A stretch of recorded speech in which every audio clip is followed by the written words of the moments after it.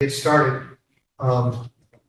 Once again, let's see if I can get, just so you'll know, this is that course. We didn't get to see well all the birds on here, but nonetheless, we did well. In fact, by my tally, we had 15 warblers. Saw or heard well. There are a couple of marginal ones on the whole. That's 15 out of about 30 that we could have gotten had the migration opened up. While I was away, yeah, we missed probably the peak, but I checked the Talbot County bird records and so on, and basically on this side of the bay, it wasn't very good. One of our more promising places would have been Millington. So I think we did extremely well thanks to some extremely good people who were with us. We're going to enjoy some photography. Boomer. Bill is he's chauffeuring some guests around. His wife's sister. Oh, so there. She knows everything. Because you don't Yeah, that's probably true.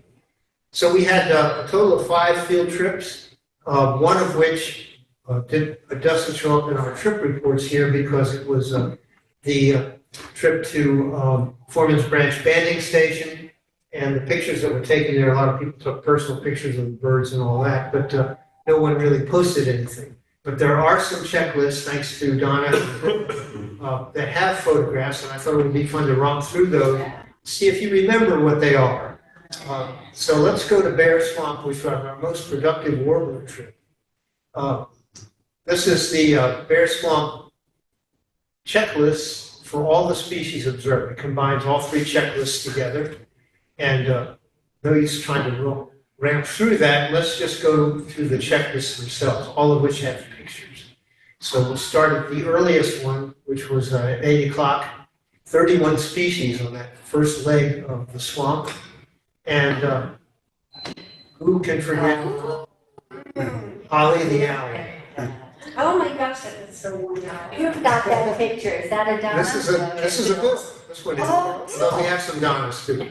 Well, first they were all complaining about she was what the stick going across her face. Yeah. Well, I couldn't do much better either, but It was her cigar. that bird was definitely kind of upset. I've not seen a barred owl quite as puffed up as this Well, particular. and she answered Donna. Donna did a really good rendition of her call. Yeah, this is a spectacular photo from Bill. Oh, wow. Wow. What time of day was this? This was, gosh, about 8:30, yeah, 7:30, 8 o'clock in the morning. but how late? We heard it calling, and just as a reach, I played a tape of the barred owl, and it responded. In fact, 2 responded, a pair. So they probably had young in the We area. got some in the woods behind our house, but I've never seen them. I just hear them. Is that when they were upset? That's what I think, Yeah. because by that time of year, they should have probably. Well, this put one the came in, best it things was happening. about as far from me as like that post there. Pretty amazing. What a gift. And here's one of Donna's. Nice quizzical look on his face. Yeah, the stick is gone. And then Donna worked hard to get rid of that stick. And got a decent angle of it. Beautiful, beautiful bird, dark-eyed. And it looked so big, it was so puffed up. Yeah, it was really puffed up. And Bill used a really good term about the eyes of an owl. He said they were pairing, what's the word he used? It means they focus in front. They're Right. not doing this thing, they're doing, so that you have a sense in seeing them that you are being seen.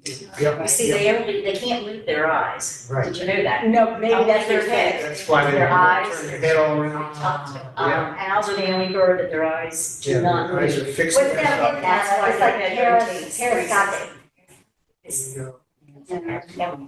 Well, they're So he must have turned his stereoscopic, head that's for before sure. he was on. Another one of Donna's. And how This did is you the- catch that? The blue-gray gnatcatcher. Yeah, That was in the picture? Yeah. Wow. But they remember a pair which was aggravating.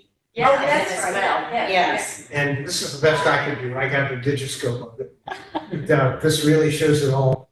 Well, that's when it was getting ready Puffed to go. Exactly. Kind of did It was really talking to the us. full Yeah. body. Yeah. So we really Beautiful. capitalized. We should have had a course on owling in this case. Pretty Yeah, incredible. Pretty Great. And there's another one, this is That was also when it was my other not the one. best. He had just moved. But I don't think I've ever seen him that puffed up. All right, there's some other birds there too. This is a phoebe. I think we have a better picture later on. This, many of these are Donna's picture. And chip, vireo chip. White Icteria. White-eyed vireo. See the white spectacles there and the white iris. Just make it out. Just like a person. Yeah, and the spectacles are greenish. It's overall a greenish bird. Very vociferous. Tends to be in the tangles, but that's why we went to down to Bear Swamp. We got there before the leaves were out. I'm trying to shoot a house sparrow off of my purple martin house.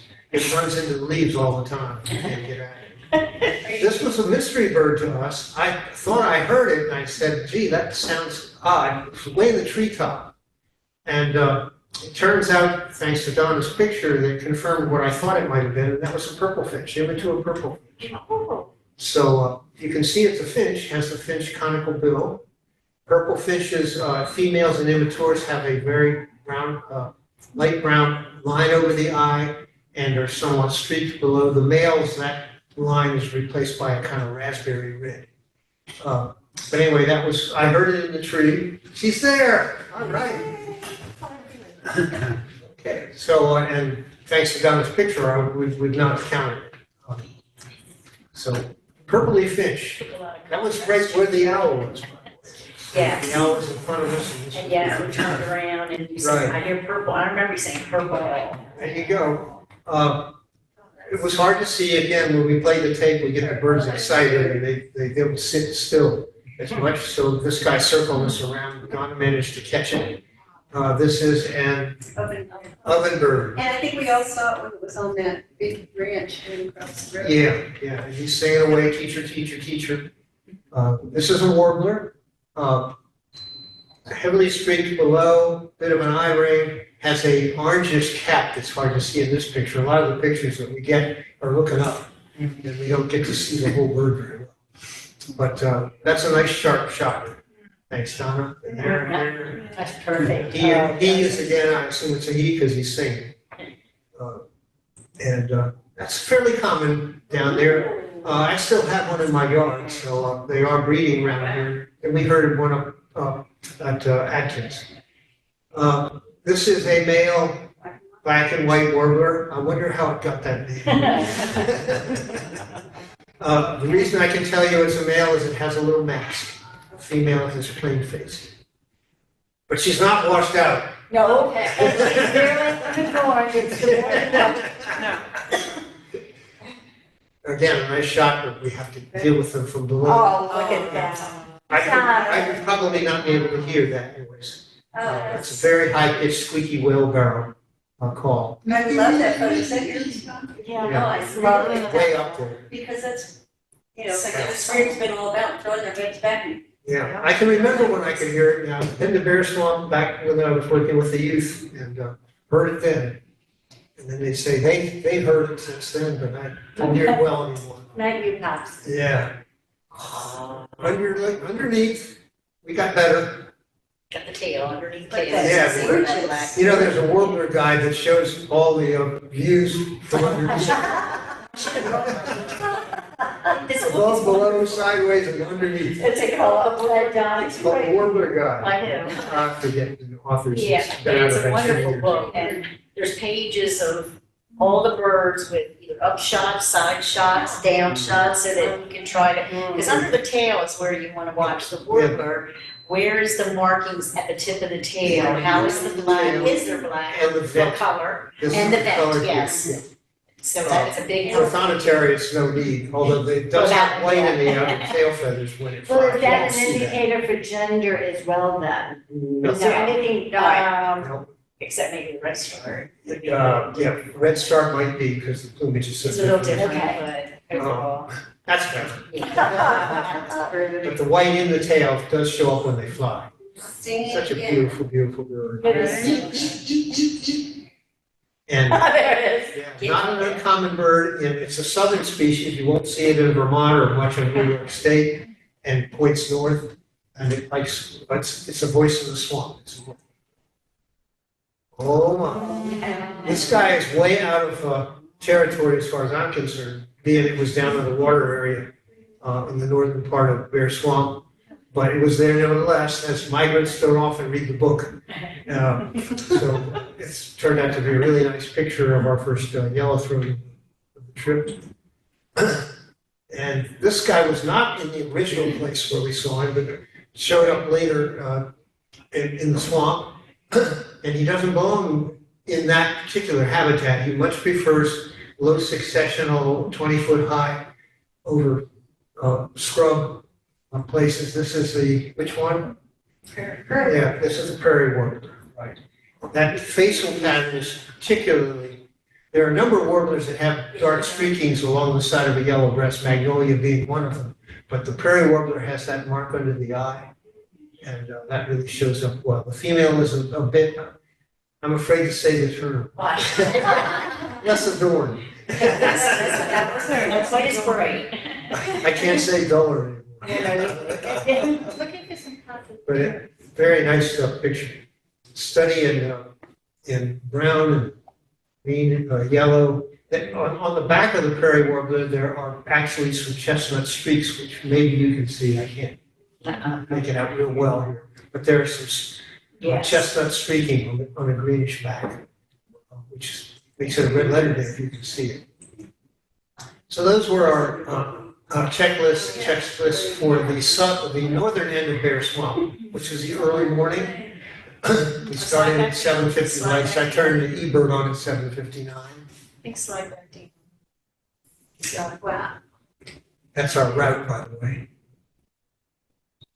see, That's the white eye. yeah, keep going. Yeah, they're all, I was I ran thinking through them all, yeah. Yeah, I think I was thinking that one had the, Okay, maybe it'll be the next one, because you have pictures in all three locations in this one. Okay. you have to So- go see your time on the checklist to see where I'm talking. We spent almost 3 hours on that particular leg. Then at almost 11 o'clock, we crossed over and got into the southern end. And this is a downy woodpecker, probably a female, I can't tell. The male would have a red mark up here, red feathering. But I can tell you it's a downy by a couple of things. One is the bill is small. Roger Peterson calls it a bark sticker. The hairy woodpecker bill is much more robust. And sometimes there's overlap, so that's not the best. One of the best field marks I can see, and this picture shows it well, are the bars on the white outer tail feathers. The hairy does not have those marks. It's a bigger bird. Hairy is also larger. Usually you can tell them apart even by size and bill proportion. But for good confirmation, those bars there really help out. So that's a downy. Here's an under view of a black and white. No vent though. And I can't tell. Let's see. That's a male too. Shows the mask. And I never knew that their breasts were so clear. Yeah, it's really quite clear down the middle. And there's a more usual view of our voice in the swamp. Beautiful picture. And our first of several that we saw over the course. This is a male American redstart. Again, we'll see a female later. In the fall, the females and immatures outnumber the males about 10 to 1. And they are basically brownish where the males are black and yellowish where the males are orange. And birders sometimes just call them yellow starts. That's the female. So, And I remember that bramble, that was fun. It was Can you just remember the hopped bramble? along the, it was near ground. yeah, that's right. Otherwise it's That's hard to right. see it. And fortunately, they were coming, the chickadee owl tape, they were coming along, but they weren't terribly excited, so we were able to get some decent poses for them. It's a beautiful bird. Wow. And really fine over Oh, wow. in a holland tree. No. Yeah, great pictures down there. Okay. This is one that's pretty much a specialty down there. It does, the range goes up to New Jersey. It's a southern bird, likes piney areas especially. This is the yellow-throated warbler, not the yellow throat, right? You know, the yellow throat with the black mask. This is the yellow-throated warbler, bright yellow throat, streaking down the sides, which a common yellow throat doesn't have, and of course doesn't have the mask. It does have some black around the face, but nowhere near the raccoon type. Very, very pretty combination of gray and white and black and yellow. And now you can really see when I'm talking about why it's called the yellow-throated warbler. Yeah. And there you can get the rope. If you need it. So there. Anyway, they were playing around. There weren't as many on this trip as I've seen in the past there. Sometimes there are quite a few. But the ones that we saw did well. And here's the prairie kind of out of where it ought to be in a leafier kind of environment or a wetter kind of environment. But again, they don't read the book about where they're supposed to be, so, especially when they're in migration. But again, that mark under the eye shows up really well. Thanks, John. Those are Good. awesome. All And right. also beautiful background with the leaf. Isn't it, The pinks. these are such nice yellows. pictures in terms of composition. Yeah, The absolutely. British do a great job landing on just the right twig, you You know? got it. The hunter just splashes the You absolutely got it. And we had our third checklist at the bridge down there. And there were some birds that were there, including this guy. A late winter, this is our early wintering thrush. This is a hermit thrush. And they do not breed here. They're here in the wintertime, fairly common. They're often overlooked because they don't sing. They have a perk, perk, perk kind of call. Fewer spots than a wood thrush. And a wood thrush, the spots would be big and round on the breast. And there is a hint of an eye ring in the bird. And when it gets fidgeted, it'll flip its wings like this. It'll also raise its tail up and then slowly lower it. And that's a good habit to get to see. And fairly common winter bird. If you go anywhere near some woods, you are likely, if you try hard, you'll see one or sometimes more of this species. See, I can work close it. There you go again. Nice gray wings, pretty bird. And I really like that picture, so you faded something, did you play with it? That's just the branches in front of me. Yeah. All the Yeah, thicket, You know, I'm peering in and trying to Yeah, you're looking focus through the through the brain. branches. Yeah. Oh, it ends up being really cool. Yeah. There's the male red start again. From the front, wow. Yeah, yeah. Look at me, I can take good pictures. We do have a yellow start later, and there's a nice shot at the yellow-throated warbler, kind of what you usually see. Yeah. It's more or less the appearance. I said the black mask is kind of, it's more like a Kentucky in terms of mask drooping Oh, yeah. down below. But heavily streaked Kentucky warblers. Okay, that's all of those. So that was Bear Swamp, 9 species of warbler on that trip, and every one we got to see at least a little bit. So that was our most successful trip when it came to warblers, if nothing else. Awesome. I've never been Yeah, there. and that trip's a keeper, I think.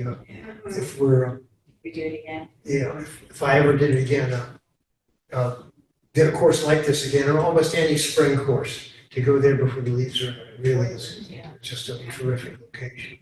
Again, I do not have pictures from Foreman's Branch, but some people took their personal photos. We just didn't mount them up. I have some from last year, Yeah. that's okay. Really cute. Fools on moose. Okay, so our third field trip was to Susquehanna State Park. That was that long trip, but it was worth it turns out. And we had 55 species there, which I think was our largest number overall. This was not just Susquehanna, but also Elk Neck State Forest. And we had 7 warbler species, so it was they weren't all new, but still that was a good contention. And let's see, there's one checklist with the big ones. Oh, the wrong one here. One checklist. 7 species. Okay, I think we got them. 42 at one location, which was that walk we took along the railroad tracks. Donna said that we needed to add one bird to our list because she took this picture and it turned Right. out to be a female common merganser. Look at that guy, and We thought, Bill saw it with me, and as it was going across, I was taking photos, I said, what was that? To me, it was flying out, he goes, I think it's a cormorant, because it was dark. We thought. And, And they yes, were we really fine. thought it was a but I take pictures just. Yeah, and that turned out to be a really good one. Turns out eBird had a couple, some person saw 2 on the water floating down the river. And that was a This is confirmed considered sight. a rare sighting, yeah. They're uncommon in that location, but they do breed, I think the breeding bird atlas is going to show they are breeding in Maryland, but just a few. And we had this overflight, I was just looking at the Mr. Chesapeake, great blue heron. Probably the herons are colonial, and it's probably got a nest somewhere, who knows? Very flighty looking belted kingfisher, that's the best. I can't figure out if it's coming or going. And it's flying left. When I walked up, it had just left and flown up the creek, if you will. It was where that little bridge And was. his wings are down like this? Yeah, they have a white flash in the wings when they're flying. And he was getting out of the way, he was getting out of town.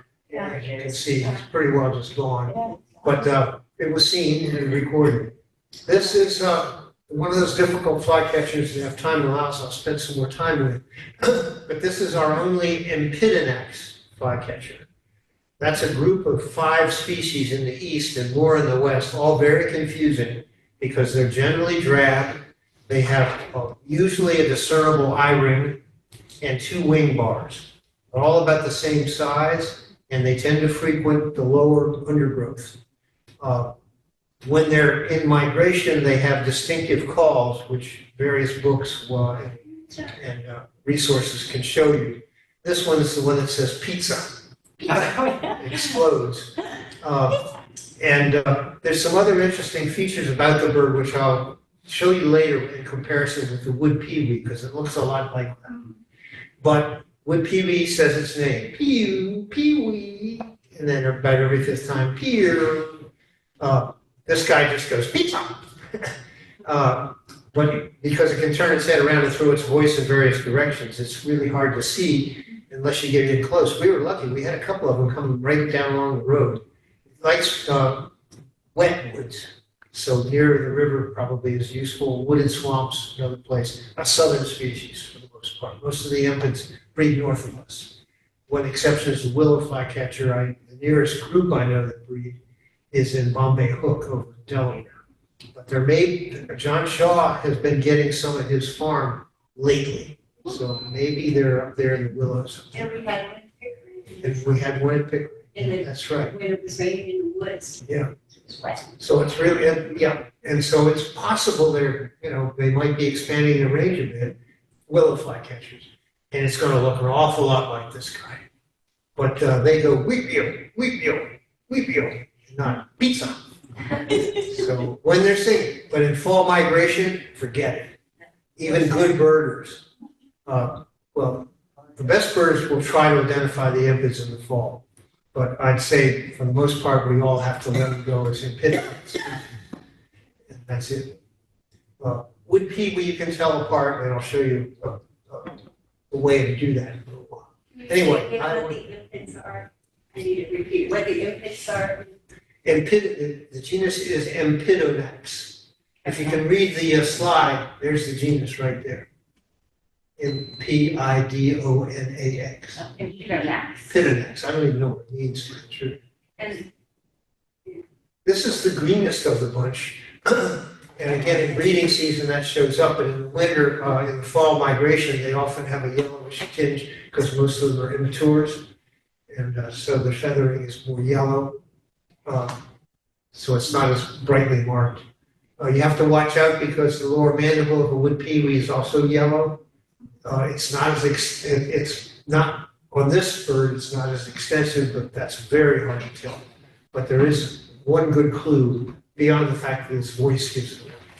Is the base of the width of the beak different? Like might you're be. looking underneath, I know the yellow, but. Yeah, it might be. All flycatchers have very broad beaks because they catch insects on the wing. Right, And they have bristles around the mouth, which are thought to help guide them to hit correctly. But, so they're all broad beaked, but I have an early picture of a wood pewee from below, and it shows a lot of yellow on the bill. And then we had one caught in my, unfortunately died in my porch, flew in, somehow got in there, I don't even know how, and died there. You can see the yellow on the beak there. So yellow on the beak isn't too useful. The greenish tinge might be, but the eye ring at least says I'm an impet. Peewees do not have that. They have the wing bars, but not the eye ring. So the genus name of Epidonax is from ancient Greek, and peace, you should know that, for gnat, and anax for master. So what's the impet part? The empis part is from ancient Greek, which is gnat, G-N-A. Gnat master. Gnat master, isn't that a super name? Cool. That's almost as good as gnat catcher. Yeah, this is a master. Gnat master. Okay. Hey, I learned something today. Yeah. Take a dime off your tuition. There you go. Hey, all right. And there you see all that yellow. Okay, this is still the Acadian because it's the same bird. But again, it's yellower in the wood pewee, but that's not, obviously from this picture, it's not a safe mark. Okay, here it is again, a little bit overexposed, I guess you might say. In any case, the eye rings on some of the impets, especially in the fall, are not as bright. But if you have to make it out, it's probably a wood pewee. So he was very cooperative. Pizza anyway, next to the road. There you can see the eye ring just by contrast very nicely, and the wing bars, and the greenish nature of it. Of the 5 impet species in here in the east, that's the greenest. I like how you get them to turn like a lot. Yeah, I'll tell you. Here we go. Clickety, clickety, clickety, click. There used to be 4 impets in the east. Willow flycatch, and it was called, the 4th one was called the Trails, Trails flycatcher. I don't know if it's named after Mark Trail or not. But they split it, 20 years ago now, into willow flycatcher and alder flycatcher.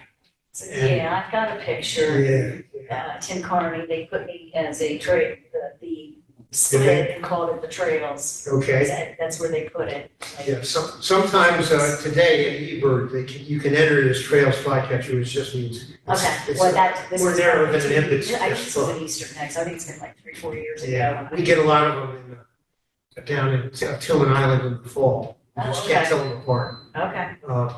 The most likely one this time of year is willow, because the alder tends to breed further north and further west. You'll see it in the swamps in Garrett County. And they have a slightly different call. One is very burry, and the other is a little bit higher. Peterson calls it Fitzview, but it sounds almost like Fitzview. So it's a tough separation. That's probably as good an Acadian flycatcher picture as I've seen. Donna, how did you say? Yeah. And the eye ring shows up very nicely. Just that's a super look. And there's another one like that. Okay. We didn't get good looks at this, but this is the guy that goes, if I see you, I will seize you and I'll squeeze you till you squirt. Warbling vireo. It's really the 3rd vireo I think we saw in the course. We heard yellow-throated. We never got it to come in down Bear Swamp. And we've seen red-eye in lots of places. This is fairly common in wet, along water courses, along the C&O Canal. It's a good place to hear them. We get a few on the eastern shore, up at St. Paul's Church in Kent County. They seem to breed in the trees there. Oh, Mill Pond. Yeah. Yes, Yeah, I that pond up changed, there. I never got a photo then, but. Yeah, and maybe Something in that Kingston Landing here in Talbot County. So what would be this to the red-eyed? What's the The difference? face pattern isn't as strong. Okay. It's much more, and Don't I can have say that this, it's not a female thing. It's more washed out. much plainer Okay, face, so that, no that, spectacles. Right, okay. uh, Because it's got the cap, like the It red. has a bit of a cap, yeah. Yeah, but, like the red. I mean, basically, it's a plain face. Most vireos have those spectacles. They have Yes. either an eye ring around the eye or the line goes out to the base of the bill. Yellow-throated vireo has that. The spectacles are yellow. Blue-headed vireo, which passes through here migration, has a grayish head with white spectacles. But warbling, red-eyed, and Philadelphia, which is extremely rare on the eastern shore, don't have that. So they have more of a face that has a hint of lines. For Philadelphia vireo, which is yellower, Philadelphia vireo, Peterson used to say, it looks like one vireo and sings like another. Sings like the red-eye, and it looks kind of like the warbling.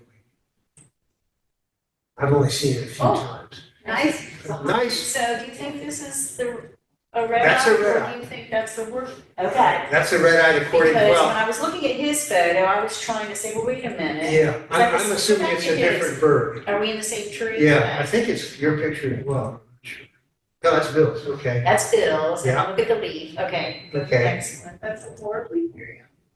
Is that the same leaves? It might be, So this might. So you guys were standing like this, Yeah. this, and- Yeah, him and I, like, Like, so be you- like, Bill, Bill. Yeah. So So bottom me, up. because You we- got bottom so it up. could be, This and might be- from that view, I could not tell you what's what. Okay, Other okay. than it might need some toiletry. Because I was, There definitely is a red. oh, okay, well then that's my red eye, 'cause that's the So same yours is tree. probably the red. Okay. Okay, So this is where I was confused with Bill's photo. okay. Yeah, I was If trying we to had a little bit understand. more face on the, we would have seen these lines. That would not, and that's what you. Right, and they would be much, much, Dull very, washed very out. faded, very faded. Okay. Uh, Yeah, because it gets that Definitely not distinct, prominent. and no, to the no beat. obvious Okay. cap. Okay. Okay, and of course, the songs are very different. This guy is singing in my yard now, I lost count after several hundred petitions this morning. This is probably, well, at least it used to be, the most abundant of the commonest songbird in the eastern deciduous forest in summer. Whether that's still true or not, I don't know. The red eye shows up, it's an Indian red kind of red, so it's more of a bloody red than a bright red. But the streaking on the head and the incessant singing, I'm up here, see me, look over here, no, over there, no, I'm not here, and so on. Under view of a nice tree swallow. Yeah. Again, the barn swallow is our only truly swallow-tailed swallow with the long string tail. These are just fork-tailed. Right. They look bluish green on the back, and like I've said many times, blue is not a color, so it depends on the light. They can look very dark on the back. But the contrast between the back and the front is extremely obvious. Tree swallows are quite white below. The white is. Yeah. Especially in breeding season. And they'll breed in blue gannat. Yeah, here's a blue gannat catcher. You can see the longish tail here, which it typically flips not up and down, but sideways. Look at that. Yeah. Very thin bill, even thinner than a warbler, and a smaller bird. More related to kinglets, ruby-crowned, golden-crowned kinglet. Very active, high-pitched sound, which I can no longer hear well unless it's sitting on my shoulder. Once in a while I can pick it up. But they're fairly noisy, raucous. Nice picture of a red catbird with the rust under the tail. It has a black cap. It might show up in one of her other pictures here. That's from Bill. And here's Donna's picture hiding, He was discreetly He hiding. was in the dark, You yeah, can see a hint of the black cap like you said. and more of it there. There you can sort of get the full Monty It as was far in the as same spot. overall. This is a mimic thrush with mockingbird and brown thrasher. The mockingbird sings kind of continuously, repeating its phrases 3 or more times, and on and on. It's flashier, it will sometimes get up on the tops of a tree or something, or a telephone pole and flap in the air and show its We wings. saw that, We right? did see that, yes, we did. And the brown thrasher is intermediate. It's brown and heavily streaked. They don't look all alike at all. But it repeats its phrases in twos. So there's a rhythm to it. Da-da, da-da, biddy, biddy, and so on. It's less of a good mimic than a mockingbird, but it can do something. But it has a huge repertoire of phrases, over 1,000. So of the mimic thrushes, it's king of the hill. Catbird, on the other hand, sits in the brush and squawks. It just carries on a long, non-repetitious, seldom mimicking anything, just a lot of squeaks and grunts and moans. But it tries. And of course, it has that distinctive, got its name from the meow kind of call that it gives. Okay. Oh. There you can see some of the cap. Yeah. This is an orchard oriole, according to Donna, taken up there somewhere, and I believe it's in a different tree, but it was a Baltimore. Orchard, this orchard's a little bit disconcerting to me. It's awful orange, but I'm pretty, but I'll go with that. But usually the orchard is darker chestnut. All of it made by contrary. Yeah. I have to see more of the bird to really be able to critique it, because, you know, it's a light picture, so, but this is a definite Baltimore here. Okay. Bright orange, nice male, Yeah. piping call, probably overlooked. It's more common around here than people let on, but it's spotty in terms of where it is. The best place right now to see it is Hope House. Peter Stifel's got a couple, and they were coming down to the garden when I was there after my trip. Oh, you just gotta have these guys show up. Oh my goodness. It's such a handsome bird. Oh, yeah. Hi, young. And you know, birds don't carry food unless they've got young. Oh, is They that right? swallow it right away. So He's carrying it too. he's carrying it to a nest somewhere. And they're hole nesters. It's the only warbler in the east that is a hole nester. Meaning in a tree, or the nest has a hole? No, in a tree. Yep. Like a woodpecker hole, they Yeah. don't carve their own. The opportunist. Yeah, opportunistic. But one of the keys when we did breeding bird atlasing, which we just completed the 5-year project for Maryland, that's one of the clues. If you see a bird carrying food, that confirms it as a breeder. Because typically they pick the food up and swallow it. So he's breeding there somewhere. Probably someone confirmed it at one time. There he goes. You just can't get enough of this thing. See, I stayed longer on the Okay. Here's a red start that's hard to see. You can pick out some of the orange, especially in the tail. They flash their tail. Red starts, there are a couple of other species in the West. They flash their wings in the tail, and it's thought that startles insects so that they can feed on them. On wing. Right. But that's being anthropomorphic. I quite frankly don't know if that's really true or not. It doesn't mean it's wrong. It's just our interpretation. It wants to flush insects. There's a yellow star. And she's yellowish, where the male would be reddish, orange here, Oh, and in the tail. it's a red star, but female called it yellow star. I Yeah, got you. birders call it, often say yellow star. Yeah. Just instead of female red star. But the immatures are also like that. In the fall, the immature males sometimes show a touch of orange and red yellow, whereas the females do not. But as they say, they'll outnumber the males 10 to 1. That's no yellow star. No. This is, look up, Susie. Yes. Susie, this is, look up, and we all got, this is what's over your head, right? Isn't Right, this just the about time? over your head. Yeah. The alarm call is chipper, chipper. It's like we were standing under it. It was the most ridiculous thing. The song is very much like a robin with a sore throat, so it's blurry. These birds lose all that scarlet in July. And they'll start looking kind of piebald with yellowish and red, and then as those feathers are lost, they actually get fairly yellow and look a lot like the females.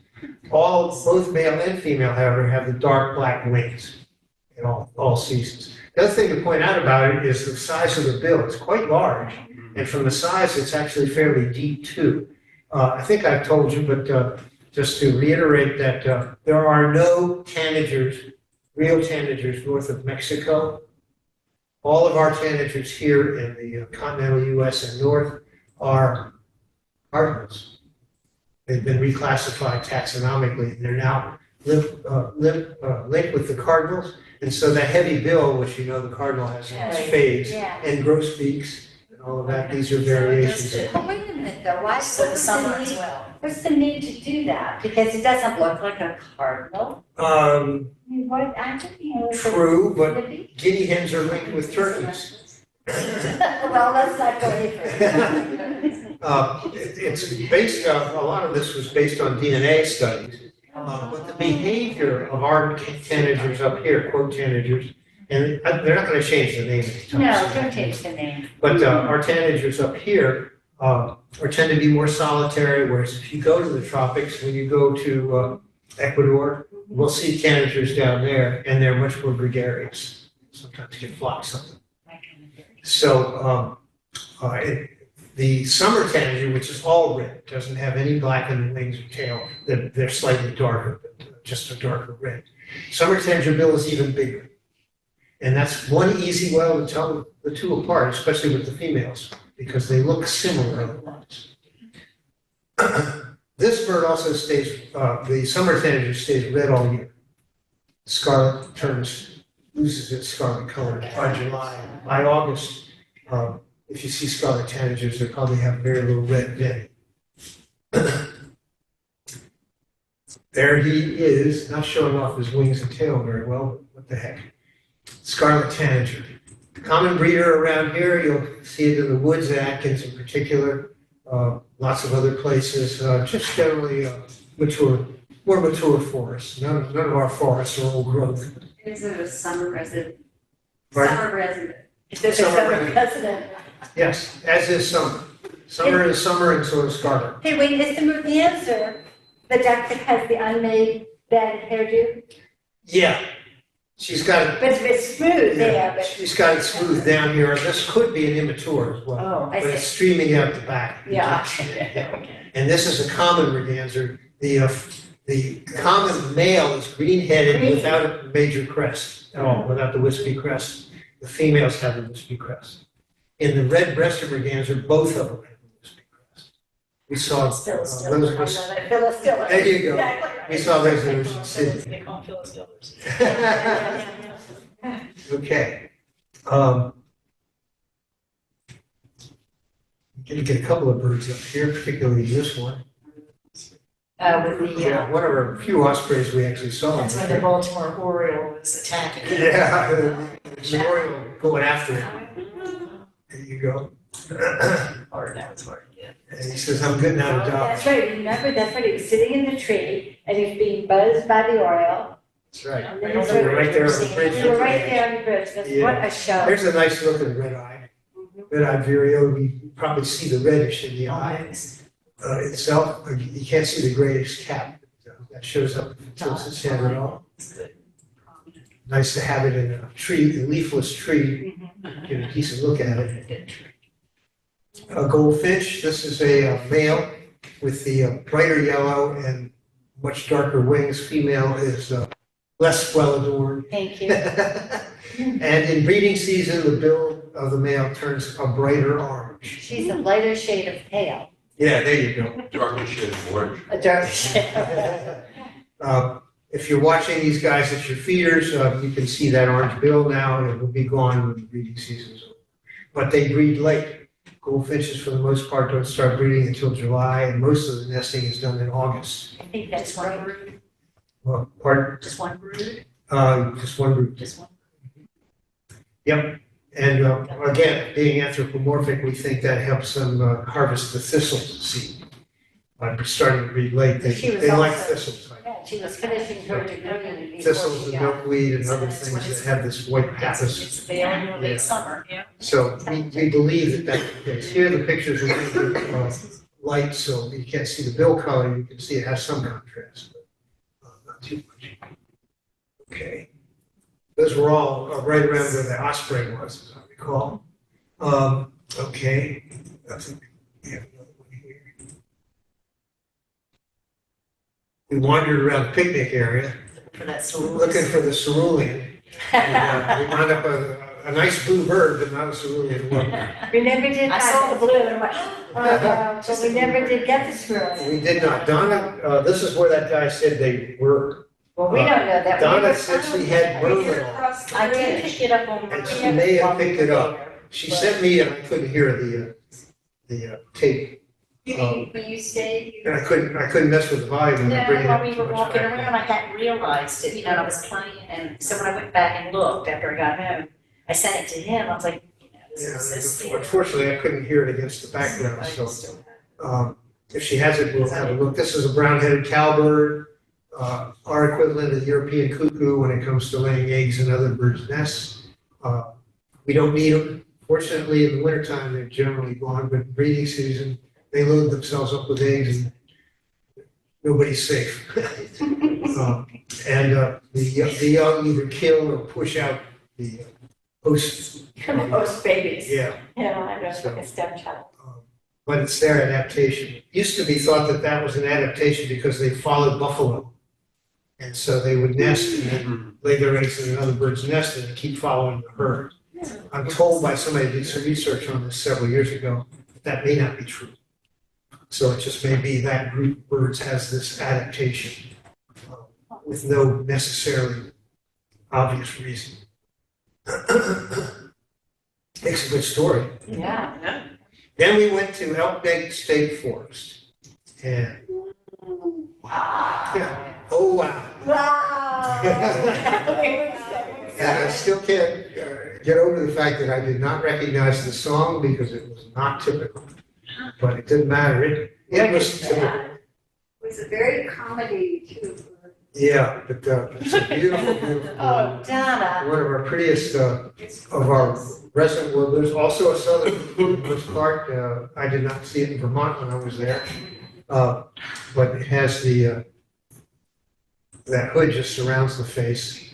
Beautiful, beautiful, kind of greenish gray above, nice bright yellow below, and very cooperative, even though we excited it a bit to get it to where we could see it. Now, that was to me, that was a red letter day for that trip. I really wanted to I wanted to get worm eating too. And we didn't. The hood is so spectacular. Well, you really worked hard for that, just like Oh, well. Kentucky worked. That's what we all do. Yeah, yeah. I mean, And the work is good. Atkins, yeah, I joined. Did you join? I joined. Did you? I told you to do it. I thought everybody was gonna do I'll it. have to tell Jenna that people did that. I'm going to, I just don't. I'm sorry. In Come on. Millington, we don't have too many checklists. Donna wasn't there. Bill took some pictures. He was busy herding turtles. Oh my God, wasn't that something? That's where the turtle was. This is the last stop there. This is the graffiti bridge. Uh-huh. It has all the writings on it. That's where the snapping turtle was lying in the middle of the road. Bill took off his belt, kept his pants on, He was herded it sunny. over the side. The turtle was not one. It was sunny. Yeah. You claim it. Says he. Says he. Yeah. I think we had. That's nice. That's a real nice picture right here. That's got even the oddball, and you can see the brown, gray cap as well. The vireo bill is bigger than a warbler bill. If you're gonna be into birds and do warblers, you need to be able to tell the difference. The good news is there aren't that many vireos here in the east to have to worry with. But Philadelphia is kind of a tricky one. But the bill is heavier than a warbler bill. And if you get a good look, it has hook. You can almost see it. Yeah, in older field guides, they were linked together with warblers. Usually the vireos preceded the warblers in order. Now they've been separated out. But, in that picture, you can actually see that hook. They're active enough that it's very hard to see, but the size of the bill and the general behavior is a little less fidgety than warblers themselves. And again, they sing, especially during migration, they sing a lot. So that helps. So if you learn the 3 or 4 common vireos, you won't have problems with the warbler. We had a parking area, 2 cooperative common yellow throats, male and female, and the female's got a worm, so they have probably young in that brush somewhere. They were going around a certain brush pile there, an area that had been managed to keep it in early grassland stage, which is the kind of habitat these particular birds like. There she is. And this is a pretty little thing. Notice that it's called a yellow throat, and it retains the yellow throat, it just doesn't have the mask. You'll see again more like this in the fall, because the juveniles also don't have a mask. But in later fall, or if you go to Florida and look at them, you'll start to see a mask forming in the tails. So I think that's basically all we had up at Millington. Pictures were concerned. Bill is still making sure his fingers are all there. Manipulating the turtle. But that was a fun trip. We went to lots of different places, and it was a nice, colorful trip. Nothing else we got to see. Lots of color, a lot of buntings, very cooperative orchard oriole. Maybe you still have that. Hang on. Let's go. Go to the second to last checklist. Let's see. We had a hummingbird as well. Oh my gosh, did you get that? We may have. Let's check it out. There's the indigo bunting, all yellow, all blue, has a little bit darker in the wings and tail, and in a really good view. This is a lighter blue, more turquoise than the darker blue body. They also start to get ratty later in the year. This is the only picture we have in that particular checklist. I'll try the second one just to see. Because we did have that hummingbird. I took a picture of Prothonotary warbler, but it didn't come out. So, let's see. Couple cedar waxes. Yeah, this is the second one. Let's see what's in here. Nope. Yeah, and I think it's there. Yeah, no, but there's no picture. Oh, I see. Might be from Atkins. Okay. We had it at Atkins. didn't Yeah. we? I think I did the species with someone. Let's try to check on this. Okay, let's see. Did the Did black bottom? Okay. All right, let's go back to the other one. I went through these last night. Still cooked. There's the bunting. Nope. And I'll try the last one I know we didn't have. the first one, Yeah. the first one? Yeah, that's the one I did first. Yeah, we go to the very first one, yeah, Try yeah, that we did that one, yeah. I think, Oh, yeah, that's the did very, it. yeah, I guess we did.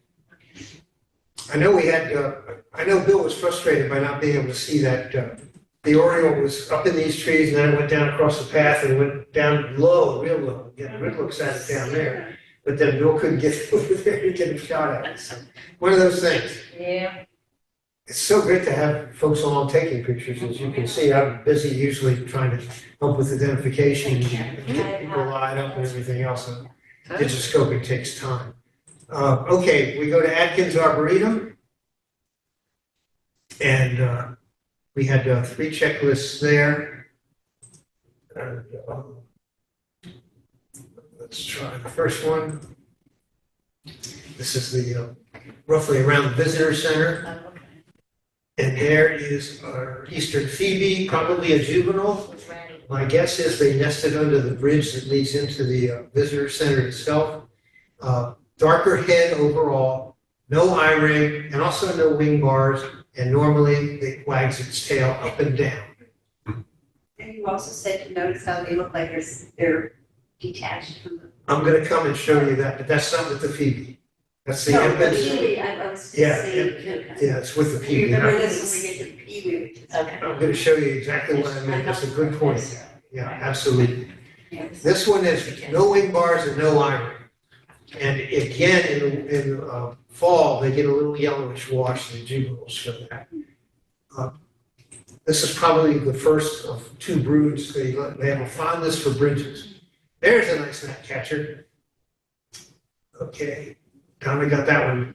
Well, That's when he went down the road. yeah. And again, they flip their tail sideways as opposed to up and down. The males have usually a dark eyebrow here, which shows up nicely when we're down in a fair swamp. Usually get them pretty well. There's a female. Okay, that's a female goldfinch. It's a finch. Finches, you can tell by the conical bill.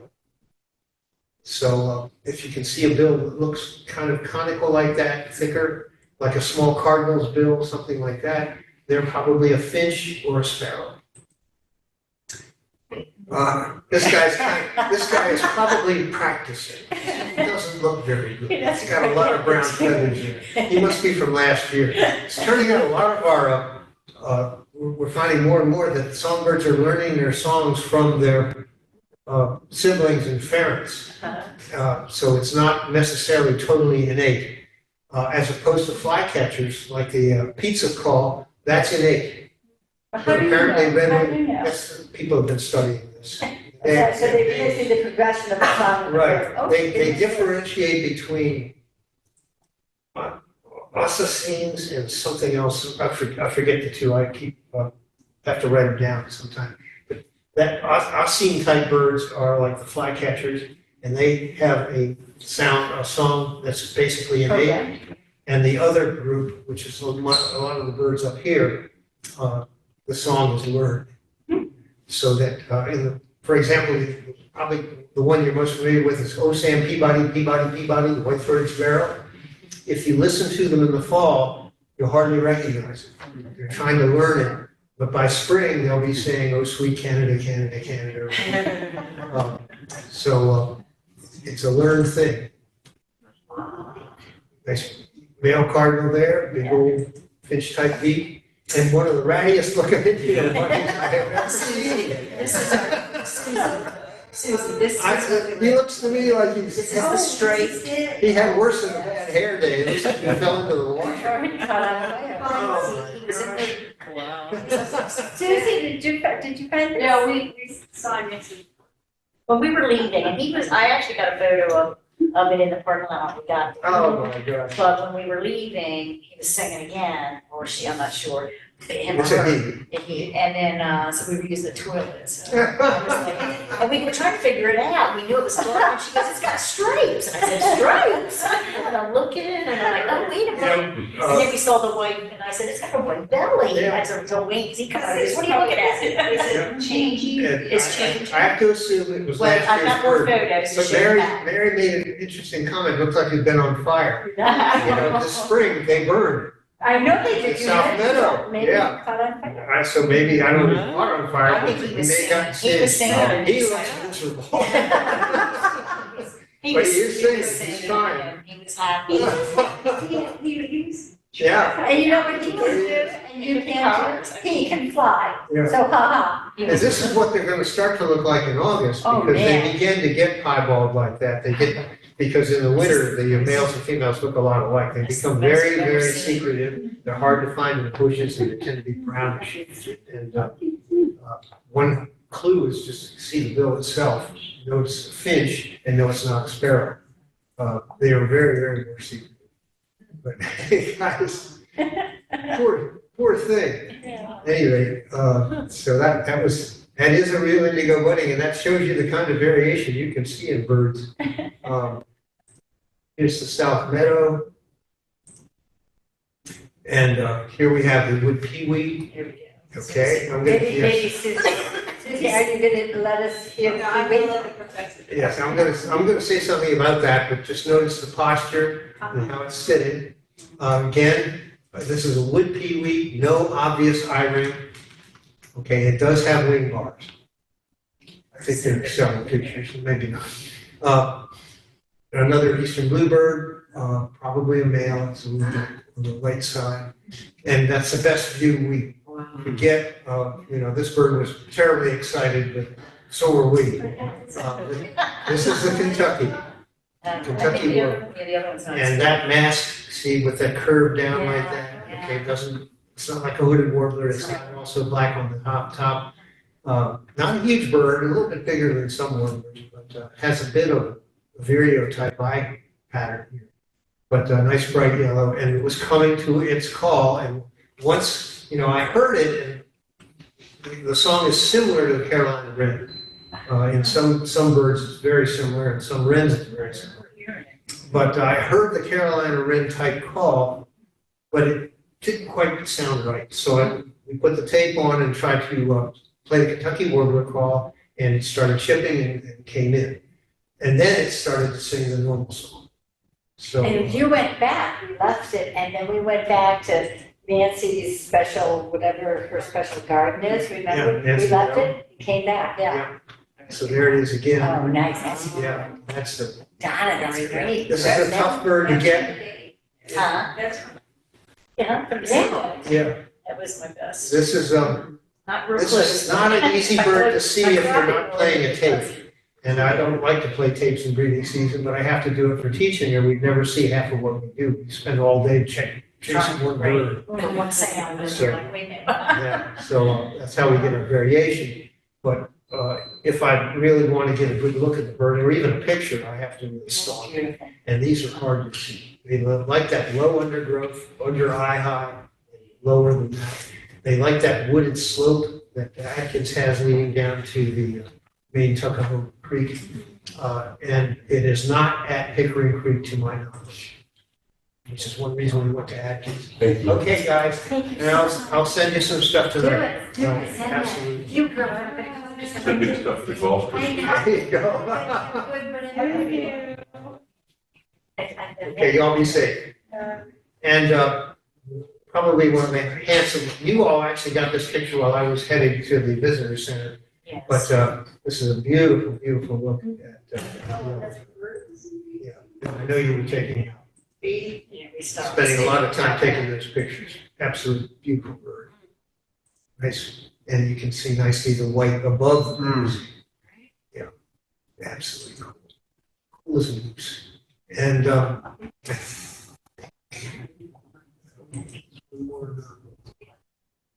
I do the north? No, I guess not. Yeah, there we go. Oh, okay, There's your hummingbird.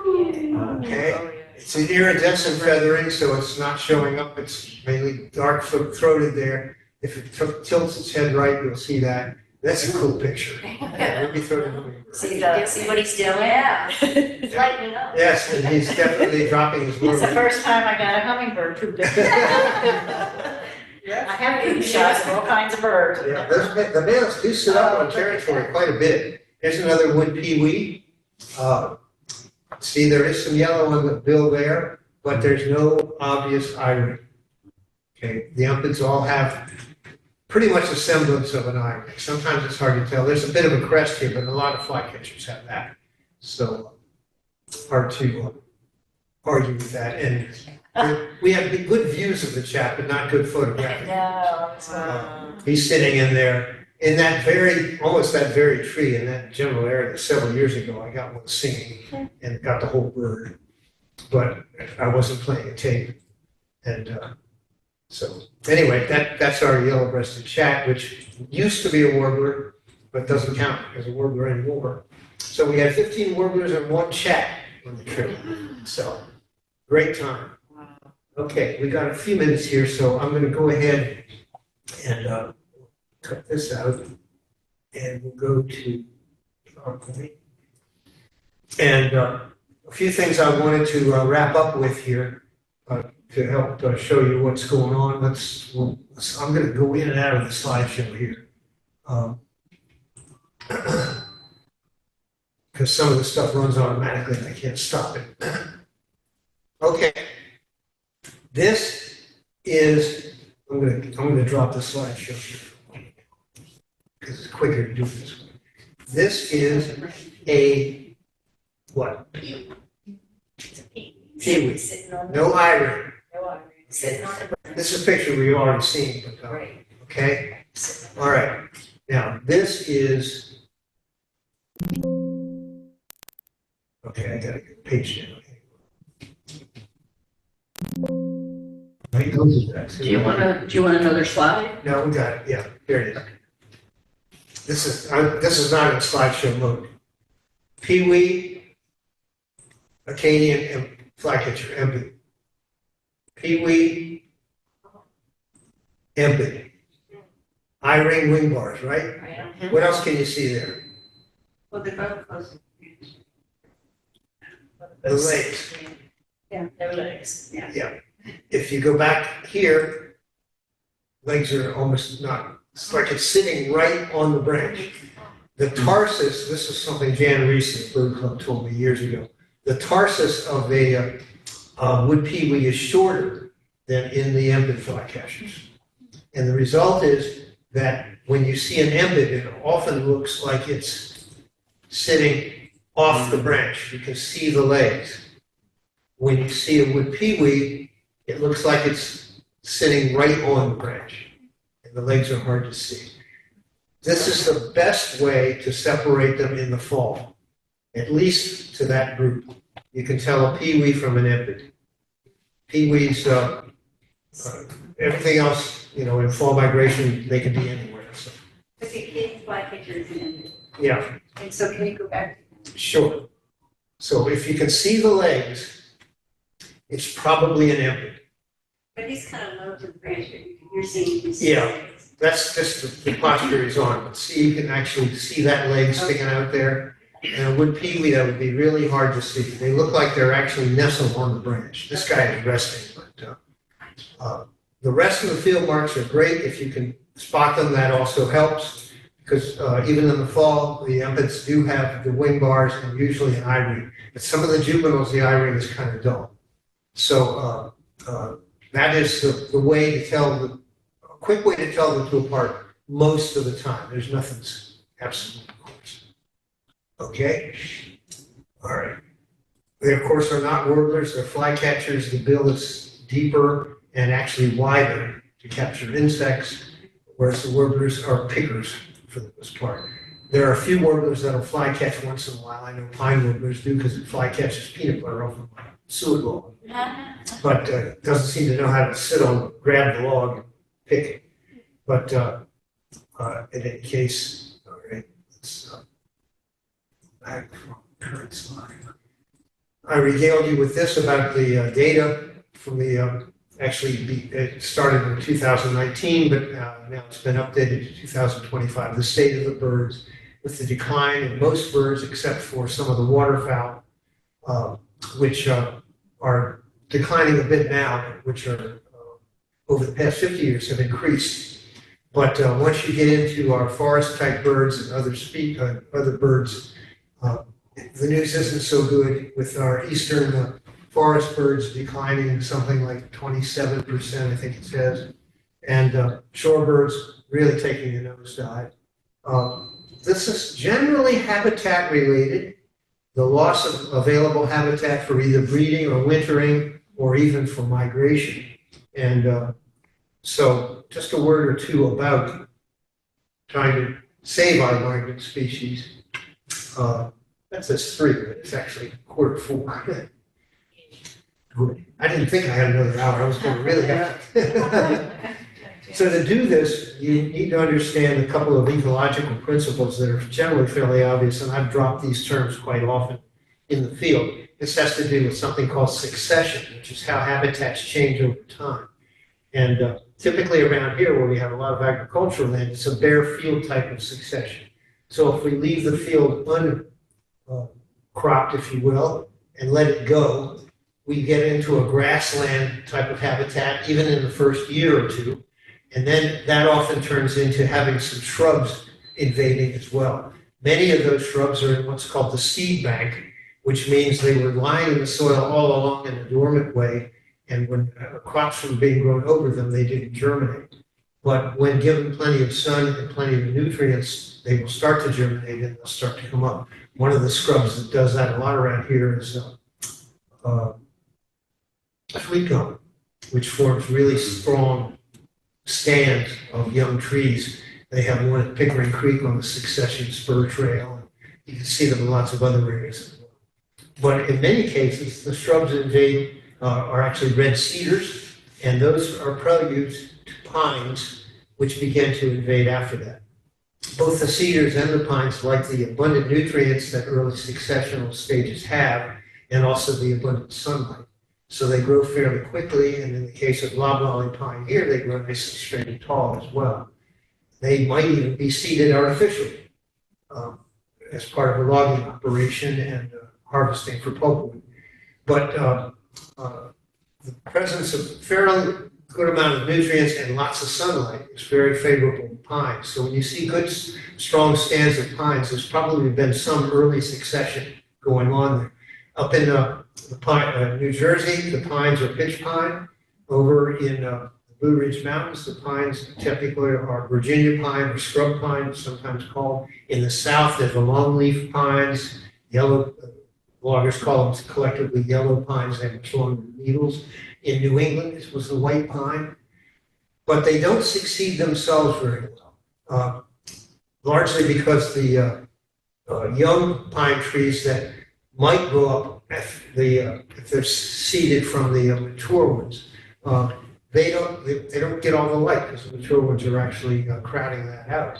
And so there are hardwood trees underneath the pine forest. And if you walk through a pine forest and see hardwoods there, you'll see the leaves are huge, much bigger than they would be in, say, a mature oak or something like that, that's much taller.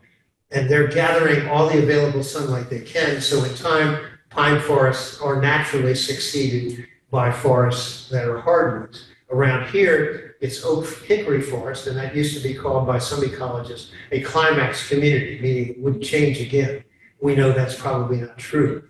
Left to its own, climax communities aren't climax. They're all other species begin to come in that are more adapted to the environment that's been created.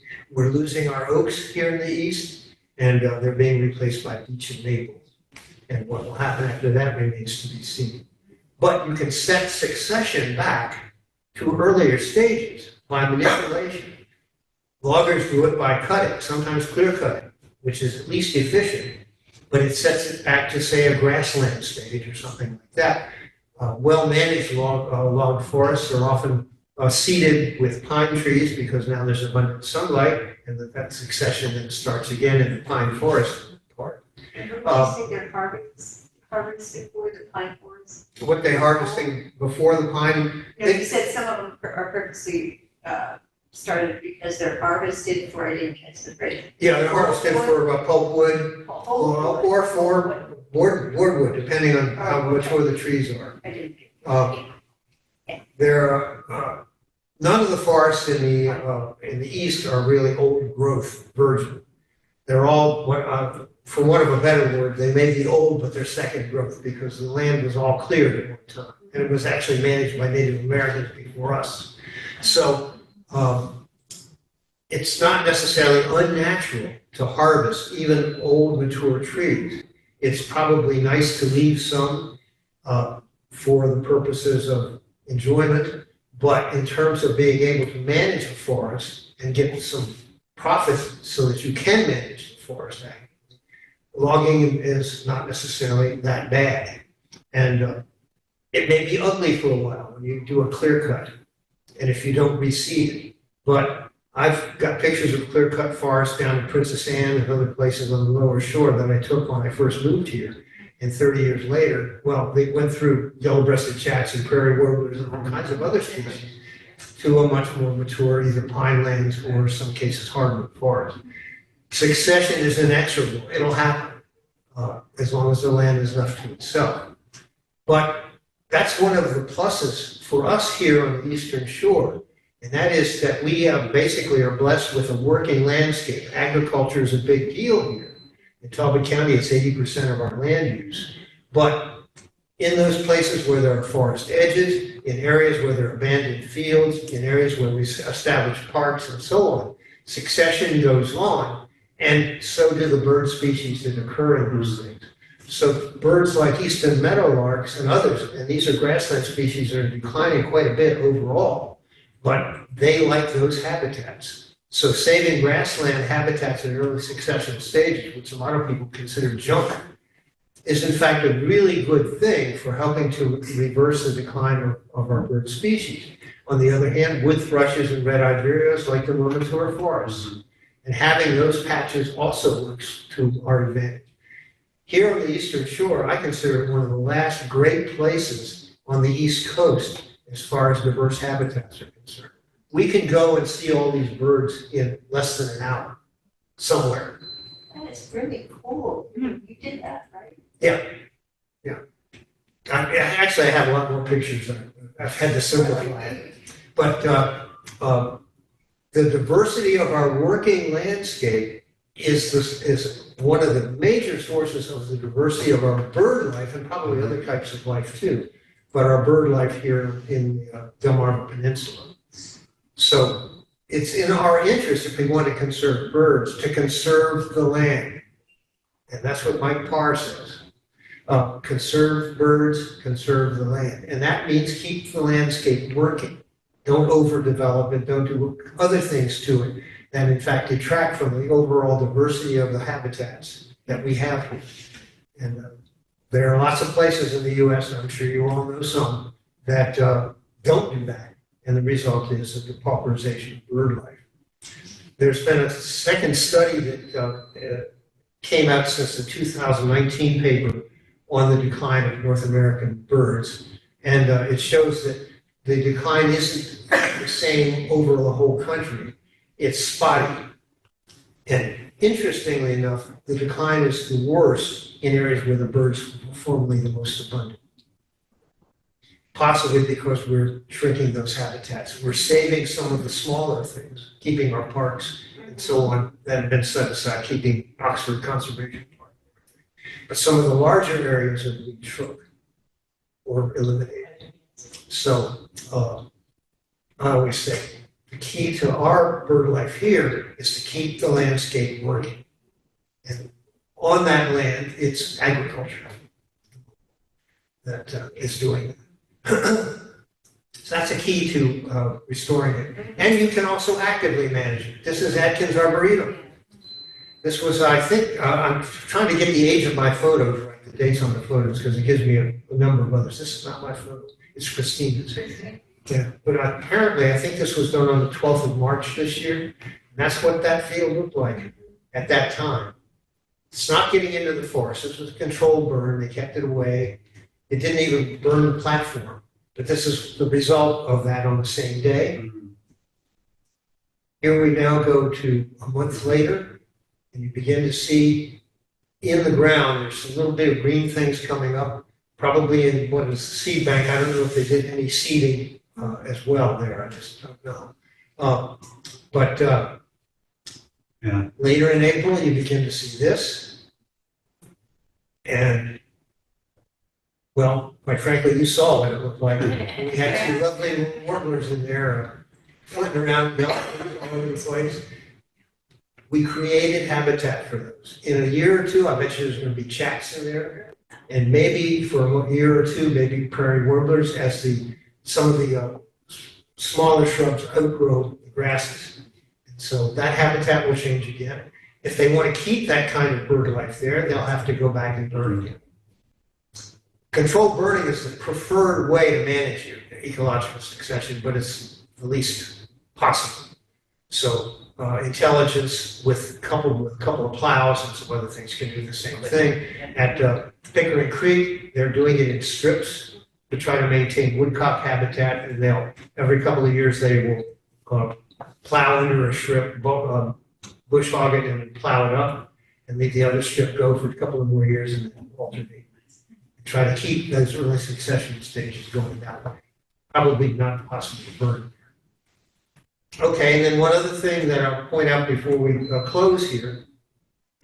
This runs itself for a minute, and I'm going to stop the slide so I can show you. This is one we did in first class, showing the American red start, which I'm glad we got to see, and its migration pattern. It goes up from the Yucatan in South America, arrives on the Pacific, arrives on the Gulf Coast. You can suddenly see it appear there. There you go. Then it goes up largely in the center of the country.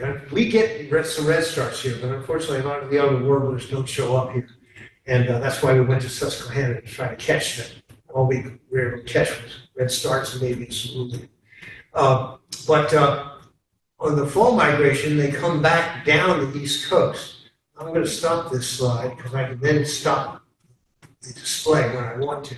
So here now we're dealing with stopping it. Stop. Okay, Hit that bar. Yeah, there you go. I've did that thing. Let's go back.